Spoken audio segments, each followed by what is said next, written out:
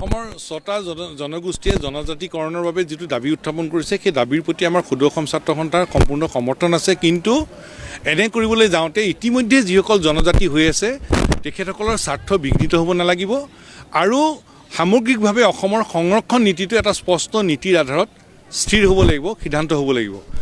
আৰু এটা কথা অতি স্পষ্ট যে অসমৰ সকলো জনজাতীয় সংগঠনৰ নেতৃবৰ্গৰ প্ৰতি আমাৰ সম্পূৰ্ণ সন্মান আছে, শ্ৰদ্ধা আছে। সকলো ৬টা জনগোষ্ঠীয় সংগঠনৰ সকলো নেতৃবৰ্গৰ প্ৰতি আমাৰ শ্ৰদ্ধা আছে, সন্মান আছে আৰু সকলোৱে ইজনৰ সিজনৰ প্ৰতি সন্মানপূৰ্বকভাৱে আগবাঢ়ি এই সমস্যাটোৰ স্থায়ী সমাধানৰ ক্ষেত্ৰত আত্মনিয়োগ কৰিবৰ কাৰণে আমি সকলোকে আহ্বান জনাইছোঁ। আৰু একেটা সময়তে ইয়াৰ মূল দায়িত্বটো কিন্তু চৰকাৰে ইতিমধ্যে জনজাতি হৈ থকা সংগঠন আৰু জনজাতি হ'ব বিচৰা ৬টা জনগোষ্ঠীৰ সংগঠনৰ লগত আলাপ আলোচনাৰ মাজেৰে সমস্যাটোৰ স্থায়ী সমাধানৰ কাৰণে চৰকাৰে ক্ষীপ্ৰ ব্যৱস্থা গ্ৰহণ কৰক।